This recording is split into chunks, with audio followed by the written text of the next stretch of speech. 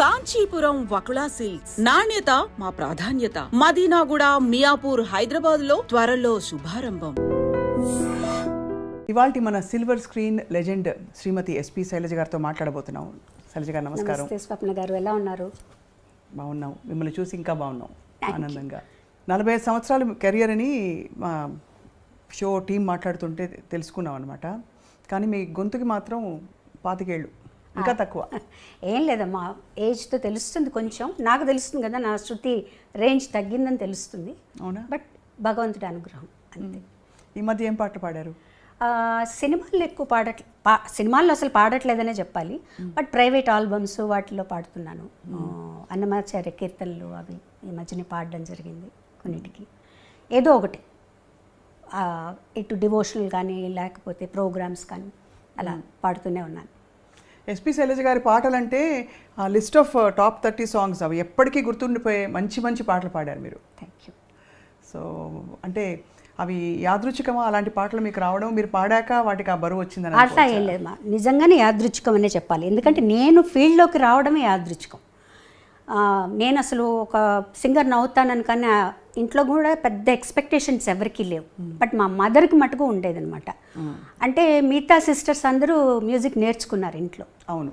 So అమ్మకి ఏంటంటే ఒక్క పిల్లైనా ఒక్క పాట పాడితే బాగుండే సినిమాలో అని. బట్ నాన్నగారేమో కొంచెం స్ట్రిక్ట్గా ఉండరు. ఆడపిల్లలు పెద్దక్కలందరూ నేర్చుకున్నారు మ్యూజిక్. అంటే పాడకూడదా, సినిమాల్లో పాడకూడదా? అంటే స్టేజ్ మీద పాడటం కానీ అవన్నీ లేదు. కావాలంటే ఏదైనా కీర్తనలో పాడుకోండి, ఇంట్లో పాడుకోండి, ఏదైనా ఆరాధనోత్సవాలు జరుగుతాయి త్యాగరాజస్వామి, అక్కడ పాడుకోండి, అంతే. ఆ లెవెల్లో ఆలోచించేవారు నాన్నగారు.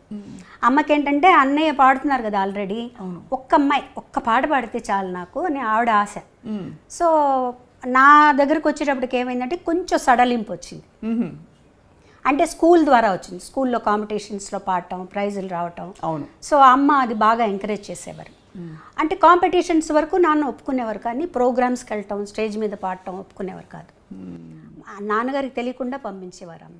నేను కూడా అది పెద్ద సీరియస్గా తీసుకోలేదు. ఏదో పాడుతున్నాను తెలుసు, పాటలు నేర్చుకోవడం ఇష్టం.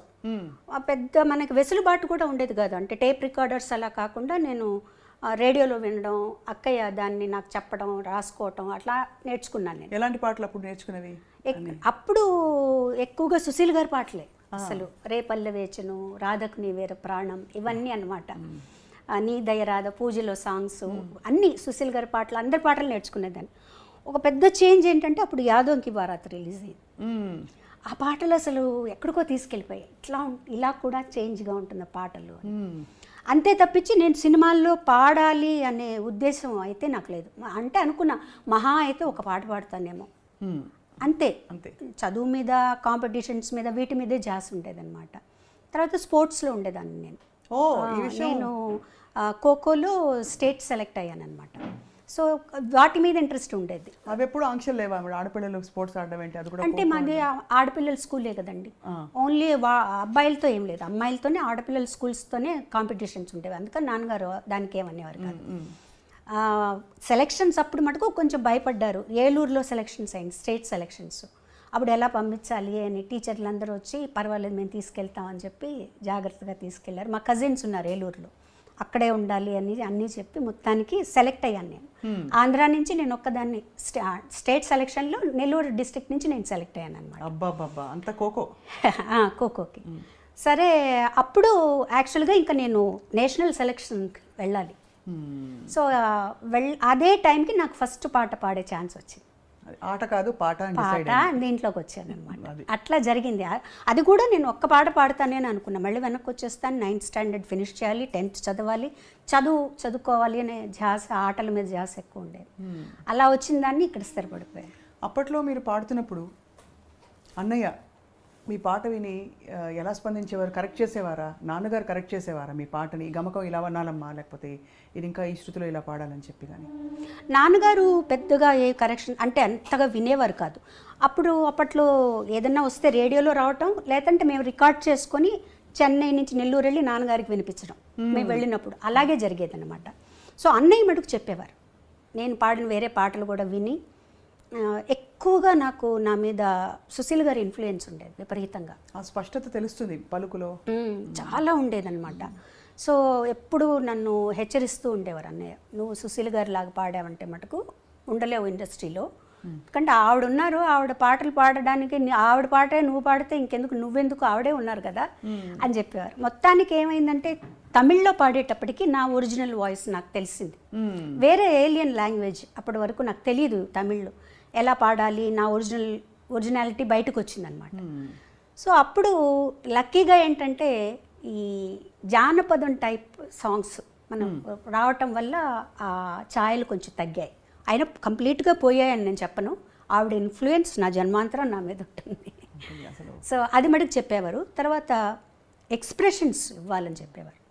కంపోజ్ చేస్తారు అన్నీ ఓకే, నువ్వేం చేస్తావు దానికి, నీ ఎక్స్ప్రెషన్స్ ఇవ్వాలి ఆ పాటలో, లేకపోతే అక్కడ వాళ్ళు యాక్ట్ చేస్తారు ఓకే, ఆ పాట బ్లాండ్గా ఉందనుకో వాళ్ళు మటుకు ఏం చేస్తారు, ఆ పాట నువ్వు అనుభవించి నువ్వు కూడా కొంచెం నటించాల్సి ఉంటుంది. ఈ రకంగా చెప్పి, లేకపోతే మొట్టమొదటి పాటలు వింటే చాలా స్ట్రెయిట్గా బ్లాండ్గా ఉంటాయి పాటలన్నీ. కానీ అప్పట్లో అంత ఇన్సిస్టెన్స్ కూడా తక్కువ ఉండేది కదా. అంటే మనకి ఉదాహరణకి లీల గారి పాటలు, తర్వాత సుశీలమ్మ, జానకమ్మ ఆ జనరేషన్లో కొంచెం ఎక్స్ప్రెషన్ ఎక్కువ వచ్చింది. కానీ అంతకుముందు ఇలాంటి ఎక్స్ప్రెషన్ అయితే లేదు, వేరే విధంగా. ఎందుకంటే అది డ్రామాల నుంచి వచ్చారు కదండి, స్టేజ్ నుంచి వచ్చారు. అవును, వాల్యూమ్ ఎక్కువ. అవును, వాల్యూమ్ మీదే ఉండేది పాట అంతా, వాళ్ళకి భావం మీద తక్కువ. ఒక రకంగా భావం మనకి ఆ భావం రావాలి అంటే ఘంటసాల గారు, జానకి గారి దగ్గర నుంచే వచ్చింది ఆ భావాన్ని తీసుకొచ్చి. సుశీల్ గారి వాయిస్కి భావం అక్కర్లేదు అసలు, ఆవిడ గొంతుకు అలాగే ఏ భావమైనా పలికేస్తుంది అనమాట. సో వాటి నుంచి నెమ్మదిగా దాటుకుంటూ ఎలా దాటుకోవాలి, మైక్ సెన్స్, మైక్ వాయిస్ని ఎంతలా ఉపయోగించుకోవాలి, మైక్ ముందు ఎలా పాడాలి, స్టేజ్లో మైక్ ముందు ఎలా పాడాలి, ఇవన్నీ వీళ్ళందరినీ చూసి నేర్చుకున్నాను. మీరు పాడే టైంకి కూడా ట్రాక్ సిస్టమ్ ఉండిందా, లేక కొంత నేను వచ్చిన కొత్తలో ట్రాక్స్ లేదండి, ట్రాక్ లేదు, లైవ్. అంటే సింగిల్ టేక్ ఆర్టిస్టులు అందరూ కలిసి వాయించడం అంతే. మళ్ళీ ఒక తప్పు చేస్తే అందరూ వాయించారు. చాలా కష్టం. కష్టం అంటే అది ఆ స్కూల్ అలవాటు అయిపోయిన తర్వాత మిగతా చాలా ఈజీ అనిపిస్తాయి. ట్రాక్ పాడడం ఈజీ అనిపిస్తుంది.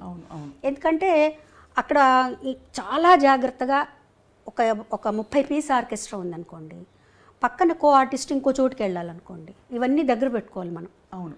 సో ఆ స్ట్రెస్ కూడా ఉంటుంది. అమ్మో నేను తప్పు చేస్తే అంత ఆగిపోతుంది, అన్నీ మొదటి నుంచి మొదలు పెట్టాలి అని చెప్పి చాలా జాగ్రత్తగా. బట్ మీరు బాగా గమనిస్తే వాటికి ఉండే ఏమంటారు ఆ క్లారిటీ, ఆ పాటల్లో ఉండే క్లారిటీ మీకు ట్రాక్ సిస్టమ్స్ అవన్నీ వచ్చేసాక అంత క్లారిటీ లేదు చూడండి. అవును. అది డెఫినెట్గా ఉంటుంది. తర్వాత పోటీ ఉంటుంది, పాడాలి, ఇంకా ఇంప్రూవ్ చేయాలి, పక్క వాళ్ళు ఏం పాడుతున్నారు, వాళ్ళు ఎలాంటి ఎక్స్ప్రెషన్స్ ఇస్తున్నారు, మనం ఎలాంటివి ఇవ్వాలి అనే పోటీ. మీరు వసంత గారు కలిసి పాడారు కదా అప్పుడు పాట, ఫస్ట్ సాంగ్ అదే, ఫస్ట్ సాంగ్ మీరు కలిసి. యాక్చువల్లీ మీరు హైదరాబాద్ వస్తే మళ్ళీ మిమ్మల్ని తిరిగి కాంపిటీషన్కి వచ్చాను హైదరాబాద్కి, all India some singers competition.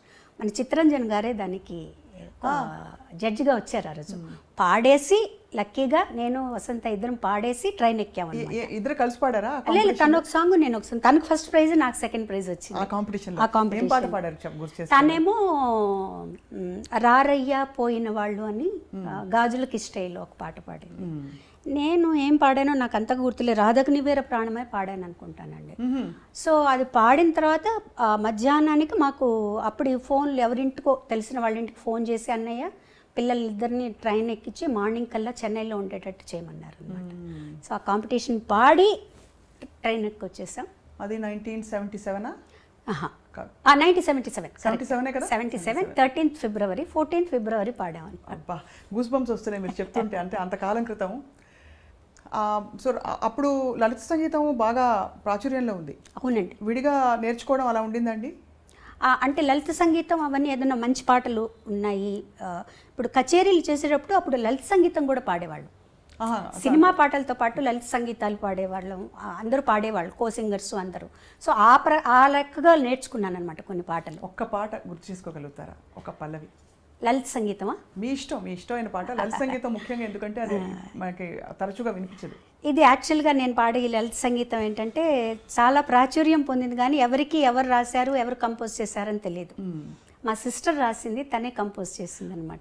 ఇది అప్పుడు డీడీలో వచ్చింది, నేను అన్నయ్య గారు పాడేటప్పుడు అనమాట. నిన్ను పిలిచాను వెదకి అలిశాను, అయినా కానరాకున్నావు నీవు, నిన్ను పిలిచాను వెదకి అలిశాను అయినా కానరాకున్నావు నీవు. మురళిని మ్రోగించు జాలిని చూపించు, మురళిని మ్రోగించు జాలిని చూపించు, నులాలించి పాలించి కరుణ చూపించు, నన్ను లాలించి పాలించి కరుణ చూపించు. నిన్ను పిలిచాను వెదకి అలిశాను అయినా కానరాకున్నావు నీవు. మీరే గుర్తుపెట్టుకున్నారు చక్కగా. ఎంత చక్కటి పాట, ఎలా మర్చిపోతామండి ఈ పాట. మేము పెరుగుతున్నప్పుడు ఈ పాటలన్నీ కూడా వినికిడి మీద చాలా ఇష్టమైన, ఇప్పటికీ ఈ మధ్యలో కూడా టెలికాస్ట్ అవుతూనే అవుతుంది. నిత్య సంతోషన్ గారు ఫోన్ చేశారు, అది ఎవరు రాశారో కొంచెం చెప్తారా లిరిక్స్ అంటే, మా సిస్టర్ ద్వారా పంపించామన్నమాట అది. సో అలా పాట ప్రయాణం మొదలై మీరు పాటకే ఖోఖో కాదని చెప్పి ఇటు మళ్ళీపోయారు. ఖోఖోని మిస్ అయ్యారా కొంచెం? అయ్యో వెళ్ళి ఆడాలి. డెఫినెట్గా స్కూల్ మిస్ అయ్యాను నేను. అంటే 9th మధ్యలోనే వచ్చేసాను. వచ్చేసిన తర్వాత ఇంకా ఒక తమిళ్లోకి వచ్చేసిన తర్వాత కొంచెం తమిళ్లో ఎక్కువ బిజీ అయిపోయాను నేను. సో అప్పుడు 9th మధ్యలో ఆపేసి రావాల్సి వచ్చిందనమాట. తర్వాత 10th ప్రైవేట్గా రాసి చదివాను. బట్ ఆ స్కూల్ అట్మాస్ఫియర్, కాలేజ్ అట్మాస్ఫియర్ ఇవేవి తెలియవు నాకు. బట్ ఎలా అయినా డిగ్రీ చేయాలని ఒక ఆశ. అవును. తర్వాత మళ్ళీ ఒక 5 years తర్వాత డిగ్రీ ఫినిష్ చేశాను.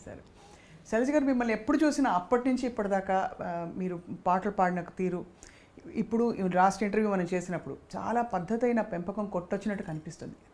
ఎవరి ప్రభావం? అన్నయ్య ప్రభావం లేకపోతే నాన్నగారు అమ్మగారు అలా చెప్పించి? ఎక్కువ చెప్పాలంటే అమ్మగారు, ముగ్గురిది ప్రభావం ఉందండి. ముందు అమ్మగారు ఎంత మనకి స్వాతంత్రం ఇస్తారో అంత స్ట్రిక్ట్గా ఉండేవారు. దాన్ని మీరు ఉపయోగించుకోండి తప్పించి దాన్ని నిరుపయోగం చేసుకోకూడదు. నేను ఇచ్చే స్వాతంత్రాన్ని దాన్ని చక్కగా ఉపయోగించుకోండి, అంతేగాని ఓవర్గా ఇవన్నీ ఉండకూడదు. పద్ధతిగా అలా ఉండాలి. ఉదాహరణకి అంటే కట్టుబొట్టు అలాగా? కట్టుబొట్టు అలాగే అంటే ఎంత అమ్మ అంటే, మేము స్కూల్కి వచ్చాక 2 జడలు వేసుకోవడం, స్కూల్లో తప్పనిసరి కాబట్టి వేసుకునేవాళ్ళం. మా అక్కయ్యలు 2 జడలు కూడా వేసుకోకూడదు, 1 జడ వేసుకోవాలి. ఓహో, 2 జడలు కంటే 1 జడ ఇంకా పద్ధతి అలా ఉండేవాళ్ళమాట. మా దగ్గరకు వచ్చినప్పుడు స్కూల్కి కంపల్సరీగా ఇలా కట్టుకొని వెళ్ళాలి, 2 జడలు కట్టుకుని వెళ్ళాలి. సో అది అలవాటు అయిపోయింది, అలా ఉండేది. తర్వాత సినిమాలు కూడా మా అమ్మగారు, నాన్నగారు, మా నాన్నగారు అస్సలు సినిమాలు చూడరు. మా అమ్మగారు బయటికి రారు. ఎప్పుడన్నా ఏదన్నా సినిమా బాగుంది అంటే చూసి ఎవరన్నా వచ్చి చెప్తే ఈ సినిమా చూడొచ్చు అంటే మమ్మల్ని పంపించేవాళ్ళు. ఓహో, సినిమాలు చూడడం కూడా. తర్వాత కొంచెం మా జనరేషన్ వచ్చేటప్పటికి మేము కొంచెం స్వాతంత్రం వచ్చిందనమాట. మా అక్కయ్య వాళ్ళనైతే అసలు కొన్ని సినిమాలకి వెళ్ళకూడదు, ఏంటంటే అందులో వర్షంలో తడుస్తారట హీరోయిన్.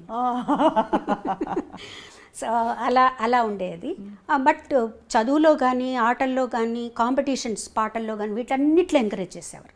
అన్ని కాంపిటీషన్స్కి పంపించేవారు. డ్రాయింగ్ కాంపిటీషన్ దగ్గర నుంచి తర్వాత జనరల్ నాలెడ్జ్ అన్నిటికీ పంపించేవారు అనమాట అమ్మ. ఆ విషయాల్లో మటుకు ఇది. తర్వాత ఏదైనా స్టేజ్ మీద నేను పాడుతాను అంటే మటుకు వద్దనేవారు కాదు. నువ్వు వెళ్ళు పాడు, ఆ స్టేజ్ ఫియర్ పోతుంది నీకు, ఎవరో ఒకరిని తోడిచ్చి పంపించి నాతో పాడించేవారు అనమాట. అది కూడా నాన్నగారికి అంత ఇష్టం ఉండేది కాదు. మరి ఎలా మేనేజ్ చేసి? అమ్మ మేనేజ్ చేసి తెలియకుండా పంపించేసారు. స్కూల్కి వెళ్ళిందనో ఎక్కడికో వెళ్ళిందనో అని చెప్పి పంపించేసేవారు అనమాట. వన్స్ అన్నయ్య సినిమాల్లోకి వచ్చిన తర్వాత కొంచెం బాలు సినిమాలో పాడుతున్నారు, వాళ్ళ కుటుంబం ఇట్లా అయిన తర్వాత అప్పుడు నాన్నగారు కూడా కొంచెం పర్వాలేదు, అబ్బాయి అక్కడ ఉన్నాడు కాబట్టి అన్నయ్యతోటే కచేరీలకి వెళ్ళేదాన్ని, 1-2 కచేరీలకి హాలిడేస్లో. తను ఉన్నాడు కాబట్టి పర్వాలేదు అని చెప్పి పంపించారనమాట. మొదటి పాట పాడుతా ఉంటే సరే వెళ్ళరండి. అప్పుడు కూడా అందులో చిన్నపిల్లలం కాబట్టి ఆయన పెద్ద మాకు ఏం అడ్డంకి చెప్పలేదు. నాన్నగారికి చెప్పే తీసుకెళ్లారనమాట సాంగ్కి. ఎందుకు అడిగాను ప్రత్యేకంగా అంటే, సాహిత్యాల విషయంలో కూడా కొంచెం ట్రెడిషనల్గా ఉండే ఇళ్లలో ఈ సాహిత్యం పాడించద్దు అని కూడా కొన్ని ఆంక్షలను చెప్పను, కానీ కొన్ని నియమాలు ఉంటాయి. సో ఆ నియమాలు అంటే ఉదాహరణకి రొమాంటిక్ డ్యూయట్స్ ఒక దశకంలో అయితే బాగా సాహిత్యాలు కొద్దిగా శృతి మించి కూడా మనం ఉన్నాయి, ఎప్పుడూ ఉన్నాయండి. అంటే మరీ ఇప్పుడు సపోజ్ నేను అన్నయ్య పాడుతున్నాను అనుకో, అసలు నేను అన్నయ్య డ్యూయట్ పాడేటప్పుడే నేను బుక్ ఇలా అడ్డం పెట్టుకుని పాడేదాన్ని. నాకు మొహమాటంగా ఉండేది చాలా. తర్వాత తను చెప్పేవాడు ఇలా అయితే ఎలా పాడగలుగుతాం, అప్పటికి ఇంకా అంత పెద్దగా ట్రాక్ సిస్టమ్ లేదు కదా, అలా ఉంటే పాడొచ్చు, ఇద్దరం కలిసి పాడాల్సి వచ్చినప్పుడు నువ్వు అలా ఉండకూడదు, పాటగా తీసుకో అని. లక్కీగా ఏంటంటే మా ఇద్దరికి అలాంటి సాంగ్స్ రాలేదు. అవును, ఇద్దరికి అంత భయంకరమైన సాహిత్యం ఉన్నవి లేవు. ఒకవేళ 1-2 వచ్చినా కూడా తను ఏం చెప్పాడంటే మేము ఇద్దరం పాడడం, ఇది మీరు వేరే వాళ్ళ చేత పాడించేసాయి అని చెప్పేసేవారండి. అబ్బా, అసలు మీ ఇద్దరం తను పాడదు, మీరు వేరే ఇంకెవరి చేతన్నా పాడించుకోండి అని చెప్పేసేవారు అనమాట. ఆ ఇబ్బంది ఎప్పుడూ నాకు అంతగా రాలేదండి. సపోజ్ ఇంకొంచెం ఏదైనా నాకు నా నాలెడ్జ్కి తెలిసి ఏదన్నా కొంచెం బాగాలేదు ఇక్కడ అంటే నేను కొంచెం ధైర్యంగానే చెప్పేదాన్ని, ఇది బాగాలేదండి నాకు ఇబ్బందిగా ఉంది అని. అప్పుడు కొంచెం మన మాటను కూడా వినేవాళ్ళండి. అప్పుడు మీరు వదులుకోవడం కూడా పెద్ద విషయం, అంటే అవకాశం కదా. అవును అవును. అంటే మీరు దేనికి ప్రాధాన్యత అంటే ఇచ్చారు? వస్తున్నాం అప్పుడే కదా మేము కూడా వస్తున్నాం. ఒక సాంగ్ వదులుకోవడం అంటే అది చాలా పెద్ద విషయం. ఎప్పుడైనా చూకమంటుందా ఇప్పుడు తలుచుకుంటే? అంటే మంచి పనే చేశాను అనిపిస్తుంది. చాలా గొప్ప విషయం అండి. నా కళ్ళలో నీళ్ళు వస్తున్నాయి మీరు చెప్తుంటే. ఎందుకంటే నాకు ఎప్పుడు మీలో ఒక గుణం, ఇది వ్యక్తిగతం అయితే ఏమనుకోకండి, కానీ అన్నయ్య గీసిన గీత నేను దాటకూడదు, అన్నయ్యకి తగ్గట్టుగా నేను ఉండాలి, అమ్మ నాన్నకి తగ్గట్టు ఉండాలనే ఆ చక్కదనం మీలో కనిపిస్తుంది సార్. అంటే అన్నయ్య కూడా ఎప్పుడు కూడా నువ్వు ఇలా ఉండాలని ఎప్పుడు చెప్పలేదండి. తన్ని చూసే మనకు అర్థమైపోతుంది. తన ఒక్క చూపుతో ఇది నచ్చింది నచ్చలేదు అని తను మనం గమనించి చెప్పేసేయచ్చు. మన బిహేవియర్ ఎలా ఉన్నప్పుడు తను ఒక చూపు చూశాడంటే సేమ్ మా మదర్ అనమాట. ఓకే, అర్థమైపోతుంది తనకు నచ్చలేదు, తనకు నచ్చినట్టు మనం ఉండాలి. అంటే చాలామంది అంటారు, అంటే మీ ఇండివిజువాలిటీని వదులుకోవడం కదండి అది. బాలుగారు చెప్పినట్టే మీరు ఉండాలి, ఆయన పద్ధతిలోనే మీరు ఉండాలి. నేనేం నష్టపోలేదు కదండి, నేనేమి నష్టపోలేదు.